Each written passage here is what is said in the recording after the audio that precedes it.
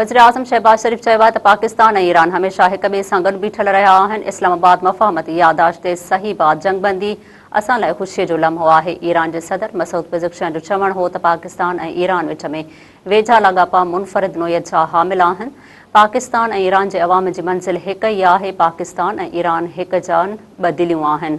इस्लामाबाद में ईरानी सदर मसूद पेज़ेश्कियान सां गॾु प्रेस कॉन्फ्रेंस कंदे वज़ीर-ए-आज़म शहबाज शरीफ़ चयो आहे त ईरान जी कामयाबी असांजी कामयाबी आहे, ईरान जी नाकामी असांजी नाकामी आहे। शहबाज शरीफ़ चयो आहे त पाकिस्तान अमुन ॻाल्हियुनि में एतमाद करण ते ईरानी क़यादत जो शुक्रगुज़ार आहे। ही कामयाबी दोस्त मुल्कनि जी हिमायत खां सवाइ हासिल न पई थी सघे। क़तर जे अमीर अमन अमल जी कामयाबीअ लाइ मरकज़ी किरदारु अदा कयो आहे। उन मौक़े ते ईरान जे सदर मसूद पेज़ेश्कियान जो चवणु हो त पाकिस्तान ऐं ईरान विच में वेझा लाॻापा मुनफ़रिद नोयत जा हामिल आहिनि। पाकिस्तान ऐं ईरान जे अवाम जी मंज़िल हिक ई आहे। पाकिस्तान ऐं ईरान हिक जान ॿ दिलियूं आहिनि। तहरान ऐं इस्लामाबाद लाॻापा वधीक मज़बूत थींदा।